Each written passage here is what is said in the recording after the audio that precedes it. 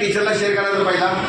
टीचरला वाटलं आम्हाला कारण टीचर आम्हाला तुरंत कॉल करते. काही पण केस असू दे मॅडम, अर्ध्या रात्री असू दे, आमचा पण एक नंबर घ्या मैडम, तो नंबर दे दो मेरा 1098 का. तो सर मैं आपको बात करता हूँ.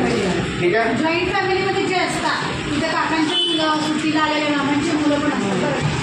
कसं असतं, आपण एकत्र राहत असतो, आपल्याला सांगत नसतं, पण थोडंसं असं वाटतं कुठं की हां हे माझं वाईट मिळालं आहे, त्यांनी मला असं का टच केला. त्यावेळेला तिथं जर आपल्याला विचारायचं धाडस झालं नाही, काकूची नसायची आई असेल कसं विचारायचं, कसं बोलायचं. येऊन तुम्ही तुमच्या आईवडिलांना सांगा, तुमच्या आईवडील घेतीलच नाही असं नाही. जर तुमच्या आईवडील घेतले नाही तर तुम्ही शिक्षकाला येऊन सांगा आणि घेऊ करतील तुम्हाला. पण तुम्ही विदाऊट काही नसताना सहज करत बसायची काहीही गरज नाही. आमचं NGO आहे, आम्ही पूर्ण पद्धतीने तुम्हाला हेल्प करू, तुम्हाला त्यातून सुखरूप बाहेर काढू. कारण कसं असतं, एकदम हसत खेळतच, असं नाही की ते भांडणं होते तसं काय नाही, एकदम हसत खेळत समजून वगैरे एकदम सोपं हिशोबाने आम्ही ते मॅनेज करतो. हे काही क्षणासाठी घडलेलं असतं, परंतु तुम्हाला लाईफ टाईम तरी म्हणजे मनामध्ये डोक्यामध्ये राहतं. जसं तू वैष्णवीचं बोललीस ना, तसा तर विचार करते वैष्णवीच्या आई म्हणजे आता सध्या आईवडिलांना किती त्रास होत असतो, ते तर जास्त महत्त्वाचं असतं.